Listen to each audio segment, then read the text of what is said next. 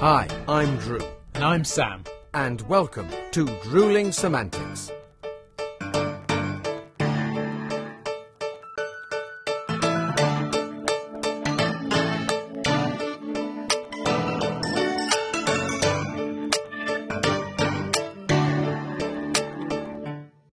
I've got one thing to do. I've just realised I put my tea in the wrong mug.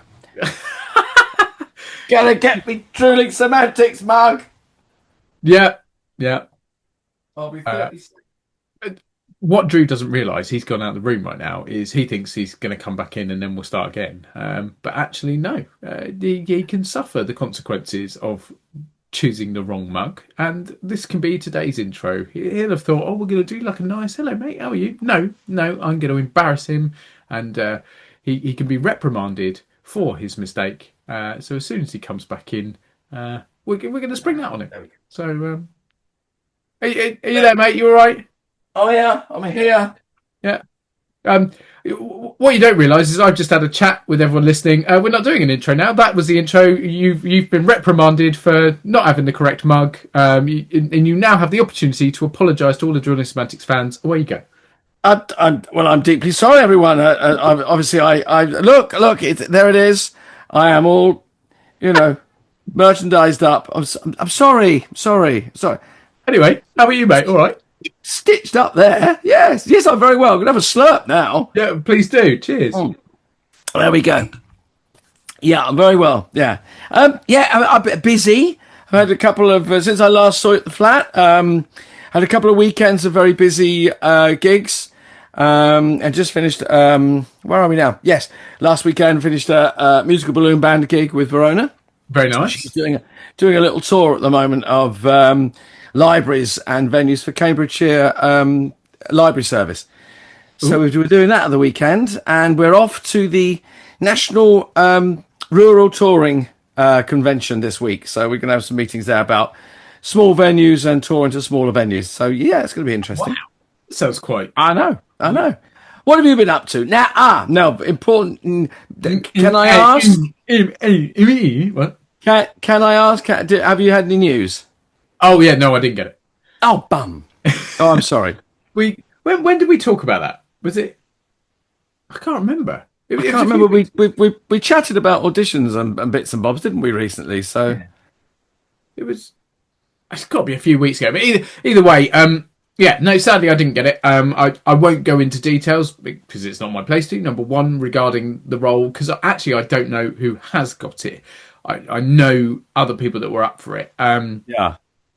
But it was what I'll do, and this is I'm glad you've mentioned it because I want to make a point of it. And we've said this a million times, and forgive us for being broken records, but it's so difficult not hearing after you do an audition or do a casting or apply for something. Now, absolutely, no one likes being told no, especially the people that we mentioned a couple of weeks ago where we didn't give names, but we've said no to.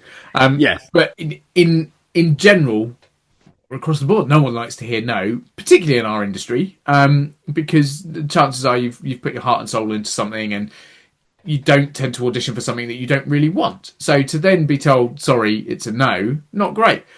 But, and it does sound back to front, and we've discussed this numerous times, actually, I'd rather a no than like radio silence, because I think then you can sort of move on. And we've said you shouldn't dwell on stuff and you shouldn't sort of hang everything on one opportunity.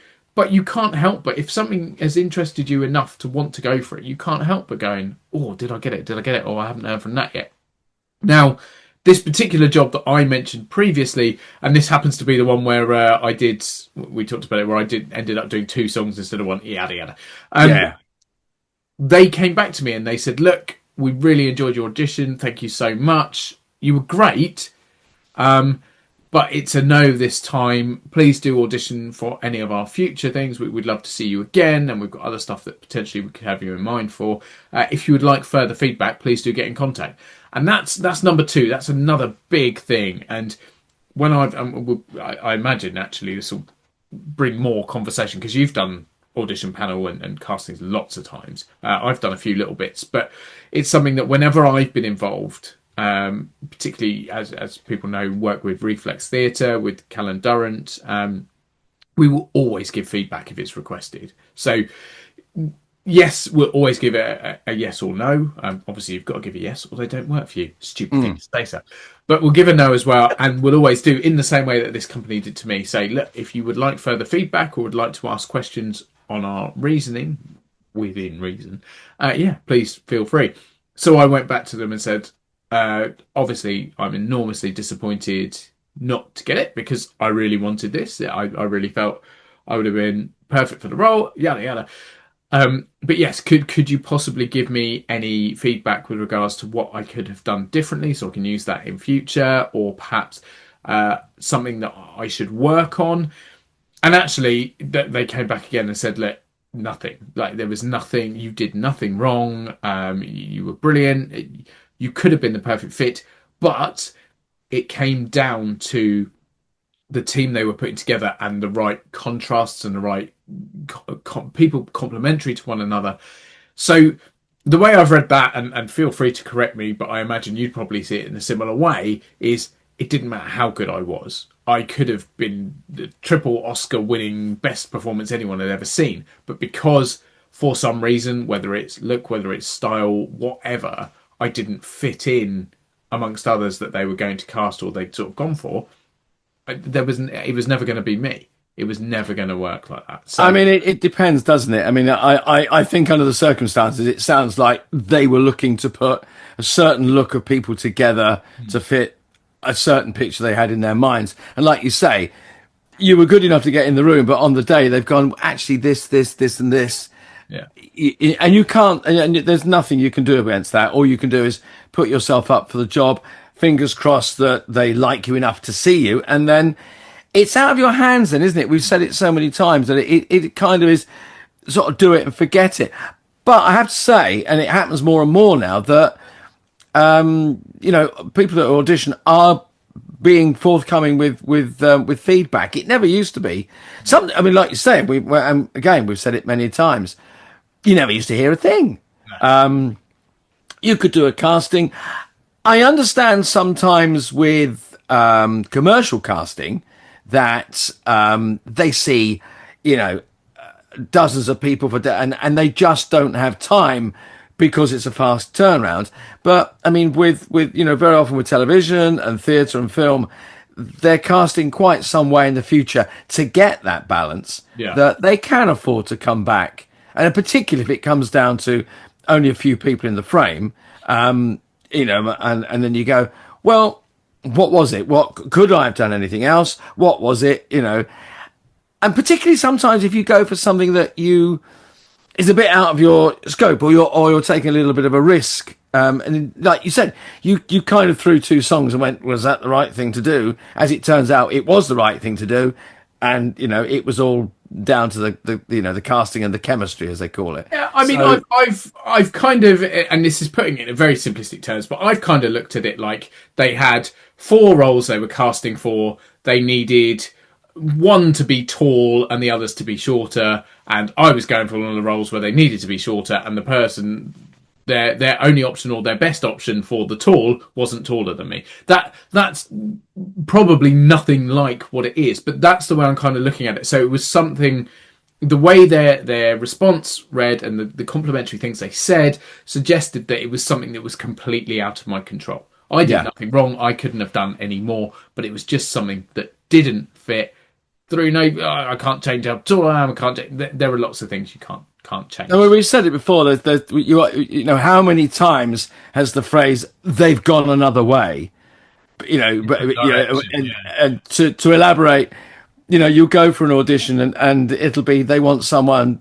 In my case, they want someone older, shorter, slightly thinning hair, blah blah blah. And you go, that's me. You do your stuff, and you're in the room and you see 3 or 4 other guys, and you think, we're all going for the same part. We all look the same. And then you get a call from an agent, or you get a call from the casting director, where they go, oh, they've gone away, gone the other way, gone another way. They've changed their minds, and you watch. I've seen stuff 6-7 months down the line, and you go, oh, I went up for that. Oh, he's 6'2" and got bright ginger hair, and and you think, and they really did go another way. But there's so many variables, and I mean, I sit, as you know, and Verona and I, we cast the Christmas show, and we've cast our half-term shows and summer pantos, which is coming up soon. We always try, if we can, to give feedback. We always let people know, and we do get a lot of people, certainly for Christmas. You know, we're upwards of, you know, I think one year we had nearly 2,000 people apply. We go through that, we sift through that, we let people know very quickly if we're going to see them or not, because, you know, people need to know. They need to get, oh, is that happening? Is that not happening? I need a job. Or I want to move. Oh, can I say yes to this? You know, we've had people that have come in, they've been really good. We go, we'd love them. And you get in contact. They say, well, can you wait? And you go, well, you can, but you know, then they're juggling two or three. And for whatever reason, that actor is going, well, one's very close to home, one's a bit further away, but they're paying better money. That's a longer job, so blah, blah. There are so lots of variables for the performers as well. So we always get back. We always, you know, certainly when we get down to the last, you know, 30 odd that we audition, we always go back and say, thanks ever so much. You were fantastic. Yay or nay. And people say, oh, can you know, we had one guy who was very new to the business, and he dropped out of his training to take a job, and he said, "Oh, I'm not getting jobs. Do you think it's because I've left early?" And I said, "That made no difference to us. You just weren't right.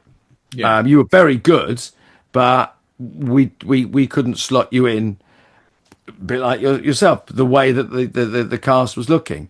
But no, you know, I said to him, no, don't feel that because you've left early that as a bearing. Or I said, if you feel you might need to go back for whatever reason and get, you know, I said, go and do some classes if you feel you've missed out on voice work or whatever aspect of training. But as far as we're concerned, that had no bearing on us saying no. It was simply what we needed, you know. Can I ask, mate? You obviously always get back to people. Callan and I, when we've done casting, have always got back to people. Do you think it's because we're performers? Do you think that makes a massive difference because we are both sides of that quite regularly? Or, I mean, I'm not casting quite regularly, but when I have done it, do you think there is that element of, I've been in your shoes, I know what I would want, sort of the treat people as you'd like to be treated kind of thing?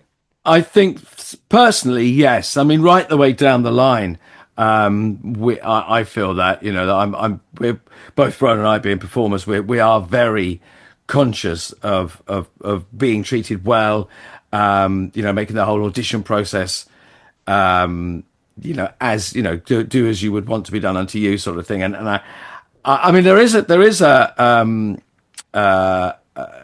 you know, a culture now of getting back to people and directors and casting directors, whoever, giving feedback. I mean, I think that's become more common than it used to be.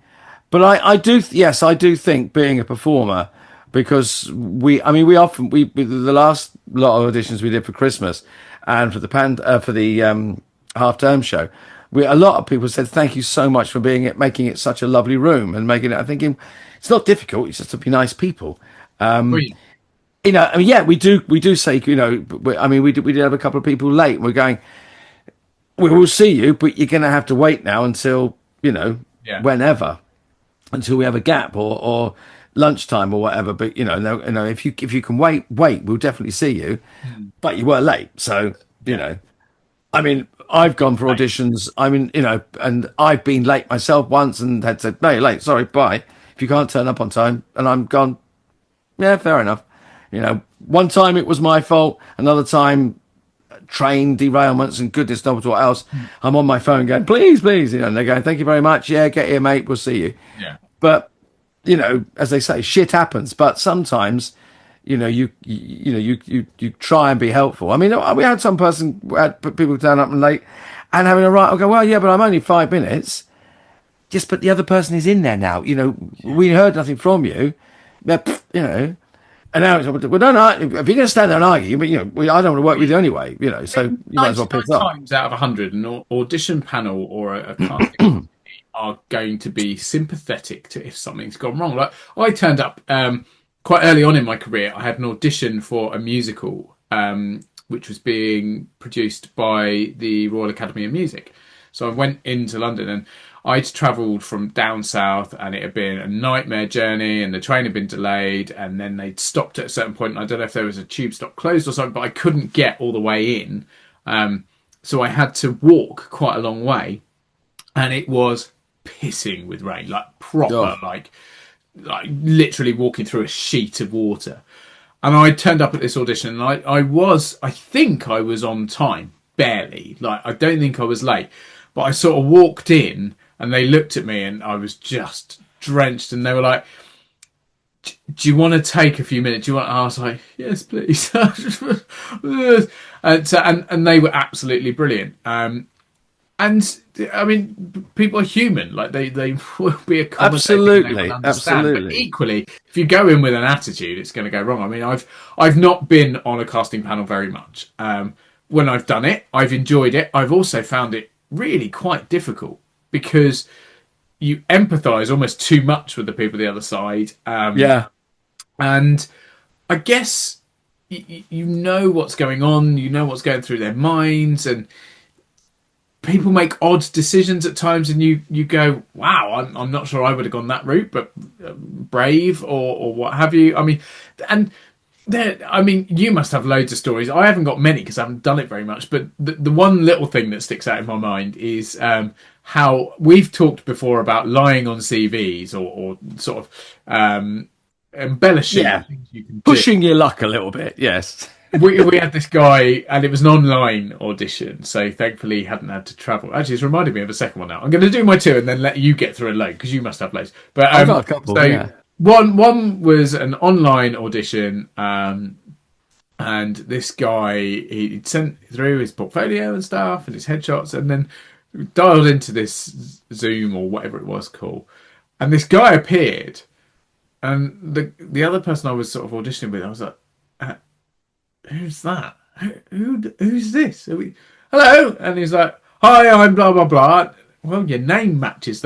His headshot must have been 10 years old, right? Oh, wow. This guy, and he was auditioning for the part of I think, grew through the ages, but started at sort of like 12 and went through to like 25 or something. So, had to be able to play that range of ages. He could do 25 just. He would have been better playing 45. He was going for, So, thankfully, or however you look at it, wasn't that great. So we didn't have to consider, and obviously wouldn't have done anyway because it just wasn't a right fit. But my God, like, maybe it should come back on us. Maybe we should have done a bit more digging. But if you've sent a headshot, you assume that's the point of a headshot is it looks like the person that they are. So yeah. But the only other one that jumps to mind is, and it was an in-person one, and unfortunate for the actor, but they obviously hadn't read things properly and got a bit confused, because we went through the audition, they were very good, and we were chatting afterwards and saying, right, we just want to run through some logistics and just check things. So, blah, blah, blah, are you happy with the fee? Are you available for the dates? Yes. And just checking, do you have local accommodation? Are you local? Or have you got something in place? Because there is no budget in this for accommodation. We can help you source it, and we might even be able to do something because we've worked with people in the area. And this person was, I think they'd misread, and I won't go into too many details just to spare graces and stuff, but needless to say, Sussex and Surrey are not the same county. Ah, right. Yes. Okay. Yeah. Oh, I did wonder why the auditions were right up in up this way. I must have misread that. Yeah, sorry. Yeah, you did. There's a good couple of 100 miles, if it depends how you. Yeah. So that person wasn't successful either, and had they been, I think they probably would have turned it down anyway because they weren't going to make a lot of money with that kind of travelling. But anyway, there are my two sort of not very entertaining stories. Come on, you've done casting for as long as I've been alive. Well, I've got. I mean, what I have to say is, sitting on panels recently, and seeing Because we've cast younger actors. We actually cast a couple of older actors, but I would say I've been impressed with people's preparation and how they've done their research. Like if we're auditioning for the Christmas show, they know where the watermill is, and it is a rural venue. We always say to people, if you've got a car, brilliant. If you haven't, consider where we are. Blah blah blah. Yeah, and people know. They know who Verona and I are. That was the other thing. Is people saying, "Oh, yeah, I had a look at because you're on the socials and everything. Had a look at this, that, and t'other, and oh yes, you've worked with a friend of mine on that play, and I'm going, oh, well done. You've done you know who we are. Bollocks! You're sat there going, go on, say it. Yes, I'm Einstein. Well, no, I don't know that hasn't cropped up because apart from mentioning it on here, I don't mention it on social media at all. But I don't. Nobody. Well, they do now. But I mean, but it's people's prep. It's good that they know things that I've directed. They know things that I've been in Verona. But they also come in well prepared. They've got good pieces, suitable pieces. We always send them the sides in good time, so they got what they need to audition. I always say you don't have to learn it, but know it so you're not stuck on the page. Yeah. But we're going to work on it. We're going to do bits and pieces so you can have it in your hand if you need it. But I mean, I would say 80% of people come in knowing the stuff, which is impressive, and useful. But it's the level of preparation I've been very, very impressed by across the board, and that's even the older actors they're not blasé about it. Oh, it's only a Christmas job and all the rest of it. They take it seriously. I'm just trying to think if there's a couple of I just wrote a couple of things that came into my head a little while ago. One of the guys I used to work with doing Manuel, a guy called Michael Wilson Green, who ran Laugh Lines, super comedy dinner experience company. And he was looking for a new Basil. And he said to me, he's based up in Harrogate, came down to Harrogate, spent a couple of days in a hotel in Watford, which you and I have both worked in, strange enough, and I came over and we spent a couple of days auditioning people, and on the whole they were great, and we saw some Sybils and we saw some Manuels because I knew I wasn't going to be available over the Christmas season, etc., and then we saw, I can only assume, but some quite extraordinary people for Basil, including one guy who was, if he was doing a radio production, amazing. His voice was fantastic, and you think, and he actually, when he contacted Michael, he did the impression over the phone. Mike's going, "This is great. This guy's very, very good."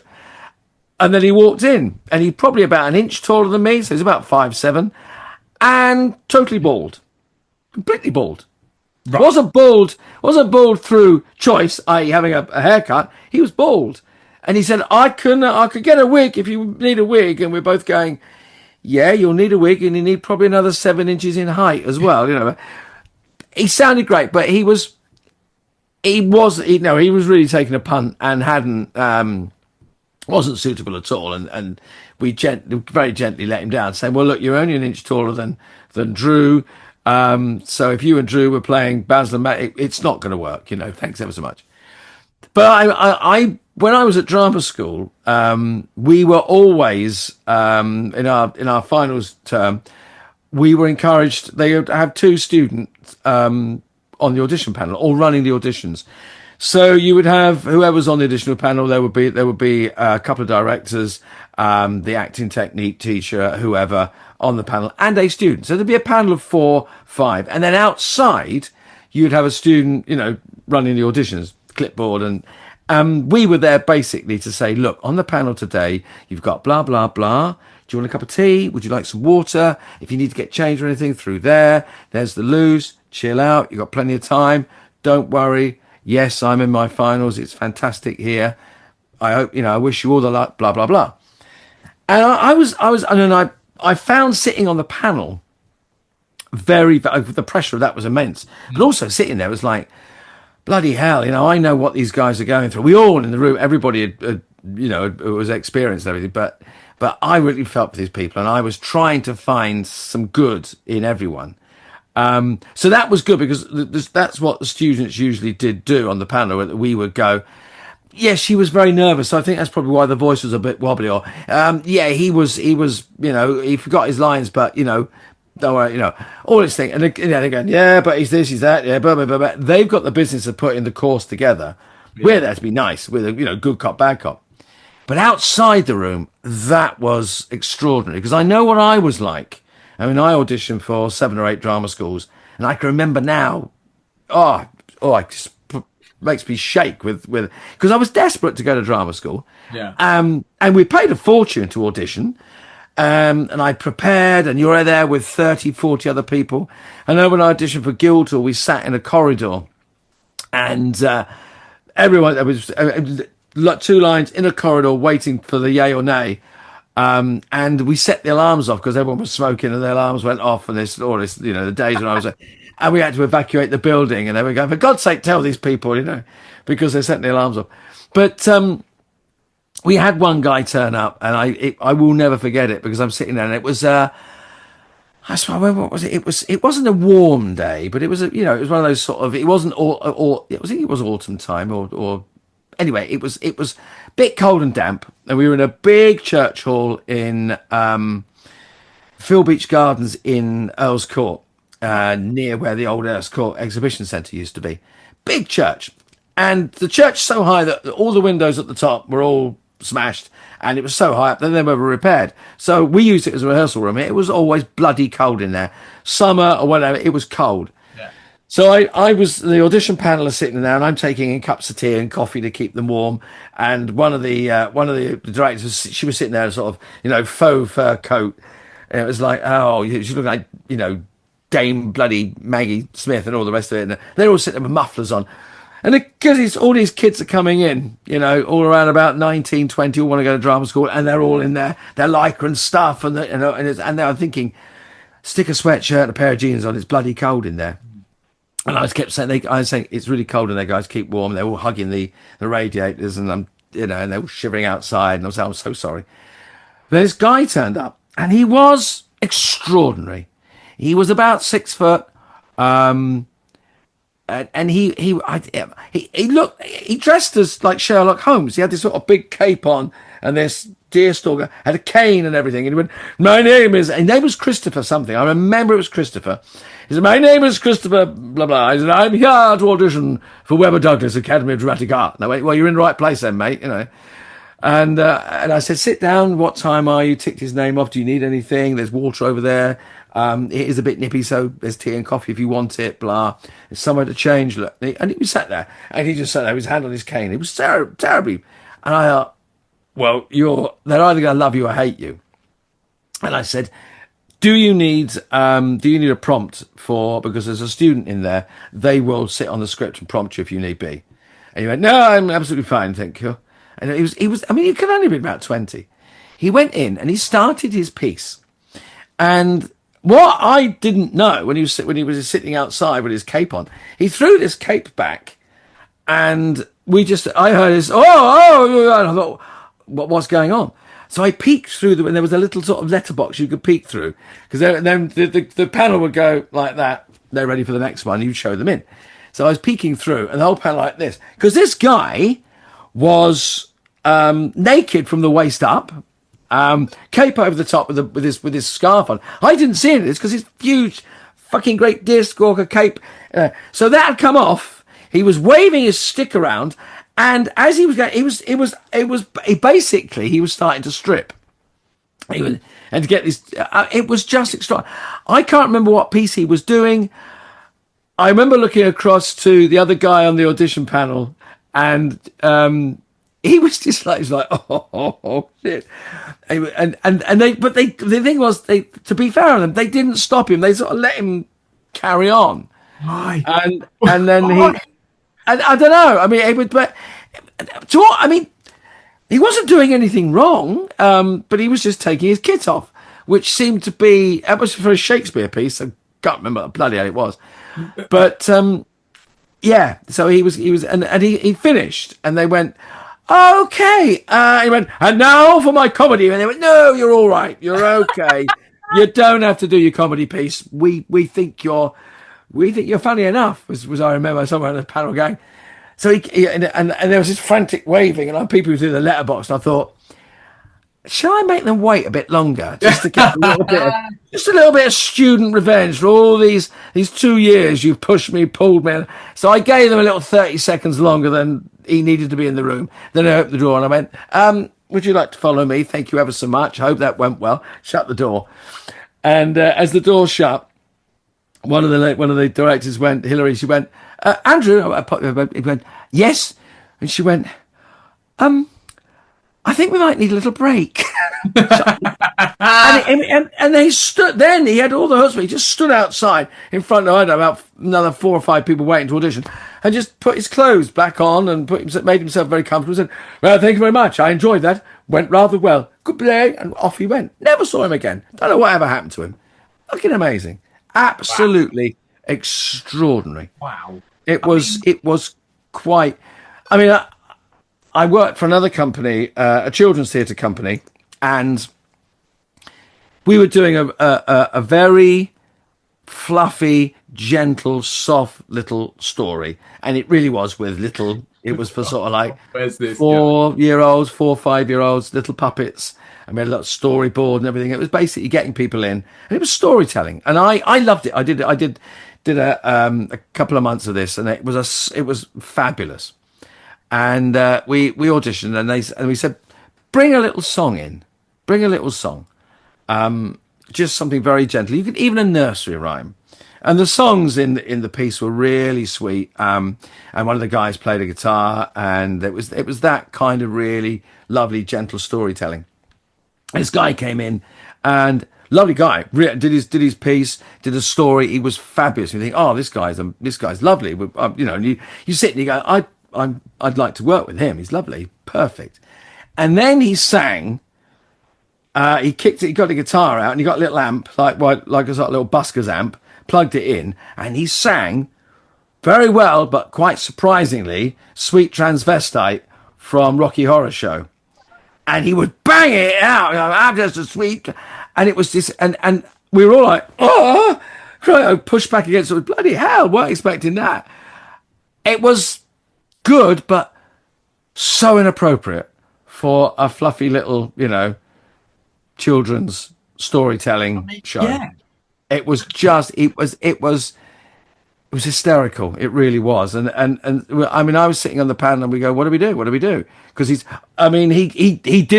wasn't on that show, but the company had him back later because he was a great performer. But it was one of those moments, and the feedback they gave to him was, that might have lost you the casting on this occasion. It's kept you in our minds for something more suitable. But if you'd have come in and sung something a little fluffier, probably now we might have, would have gone great, fabulous. But there's one last story, and it was for a friend's show, and I'd been cast in the show, and he said, "Would you come in?" It was actually panto, and I was playing Abanazar, and he said, "Would you come in?"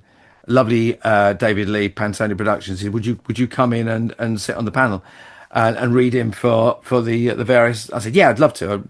Fabulous. And he said, "Obviously, one is going to be Slave of the Ring, so he's going to be working opposite you, and it'll be good if you So okay, lovely day. Saw some fantastic people, and at the end of the day, this girl came in, and she was stunning, and she was very, very tall. She was a fabulous dancer, and she had a broad Liverpudlian accent.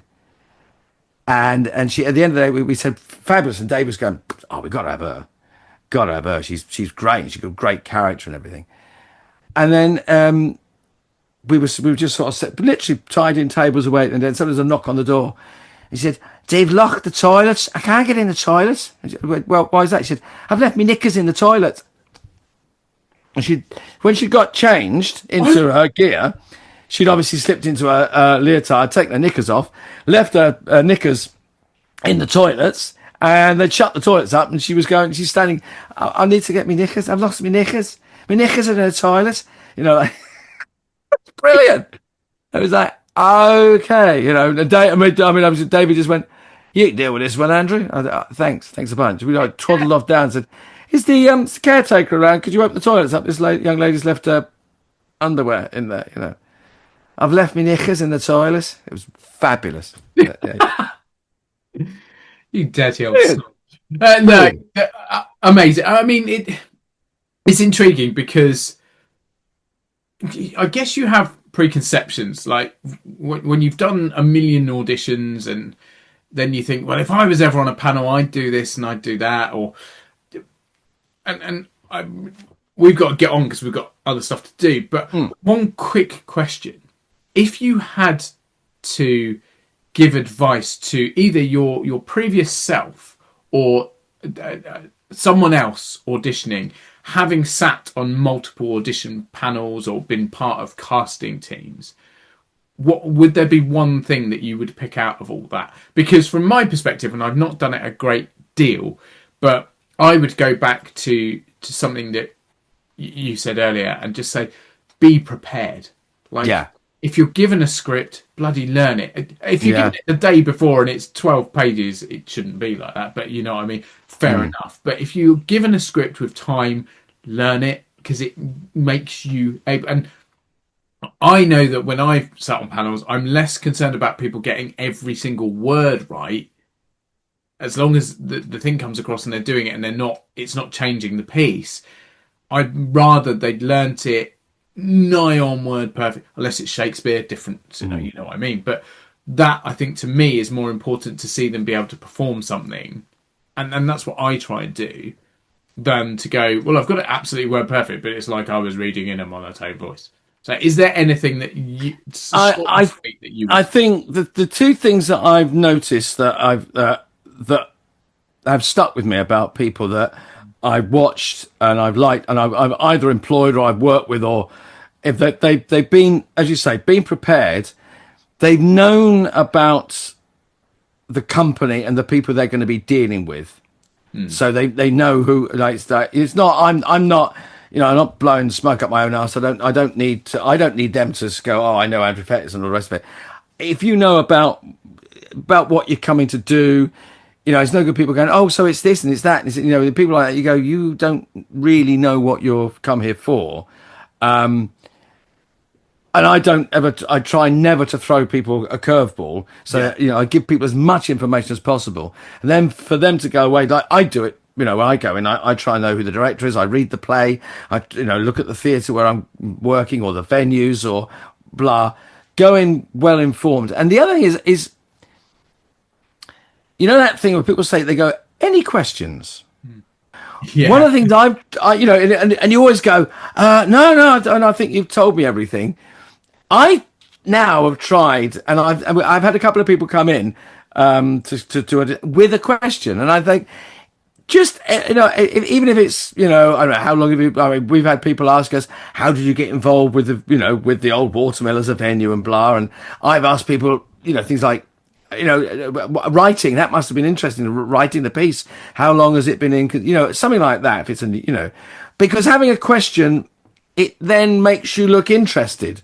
And it keeps the conversation flowing as well, to give you a couple seconds more sitting in the chair and to keep you in the room. It keeps it done. And I think then as well, it gives them something extra to remember you by. Oh, he was the one who asked about or she was, well, you know, they asked about that. It gives a little hint about who you are, you know, and you know, and you know, sort of like, oh, they remember that, which is nice. I you know, I think it helps. It helps me anyway. Yeah. So yeah, there you have it. I mean, we've talked about being on audition and casting panels. We've talked about unusual situations that we've come across in those, and ultimately what we've done is, for any budding performers out there or existing performers out there, we have given you the absolute insight and surefire way of landing every single job. We've told you how to defeat the audition panel and to make sure you definitely get the job, because obviously every single job we go for, we come away with, mate, don't we? Of course we do.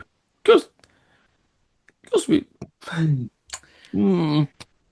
So, Yeah. yeah, can we call it advice or I don't know, but I don't know. Experience. It's what it's. Yes. Maybe don't do as we do as we say, and vice versa. I don't know. yeah, I don't know. It was very interesting, and ultimately, It was. probably the usual load of bollocks we come out with. But May well be. speaking of the usual load of bollocks, what usual load of bollocks are we doing next week, mate? We've not got a usual load of bollocks, mate. We've got a guest next week. Not just any guest, mate. Do you know what guest it is? It's the last. Is it the last one of the season? Last guest. Crikey, we're there already. I know. How's that happened? Time flies when you're having fun, Sam. Yes, and other such old phrases that come from people that have been around forever. I've just opened a lot of Christmas crackers. Shut your face. Why? Well, little mottos. Christmas. Wind it up. I'm gabbling. Sorry. You mean you just happen to have done this in your lifetime? Not you've just opened a load of Christmas crackers. No, I've opened a lot during my lifetime. Therefore, I know lots of bad gags and lots of little sayings. No, that makes far more sense than why in the middle of June you would have just opened a box of Christmas crackers. And more specifically, open the crackers themselves to take the jokes. I don't know what I'm talking about. We need to stop talking. We'll be back next week with a guest who you won't want to stop talking because they're going to be far more interesting than us. Good luck, or break a leg if you've got auditions coming up. Yeah. Hopefully something we've said it will have been of use. If it hasn't, doesn't really matter because it's all about you. Go out there and do what you do best. And that means you as well, Drew, if you've got anything. And you, Sam. Yeah. Thanks, mate. We're finished. We're done. I don't know. Thank you, everyone. Everyone, as usual, it's been great to get together with Sam and have a chat. If anything lands, fantastic. As Sam said, if not, well, we'll be here next week with somebody far more sensible than ourselves. There you go. I don't know about sensible, but certainly more entertaining. Till then. Cheers, everyone. Bye-bye.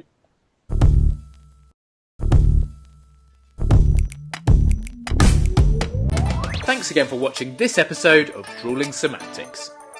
Please make sure you subscribe to our channel and turn on notifications so you never miss a new video. Don't forget, we're also available as audio only. Just search Drewling Samantics in any good podcast app. And please support us on social media. All our links and handles are on screen now. We love welcoming new followers and subscribers, so why not share with your family and friends so they can join in too? Thanks very much. See you next time.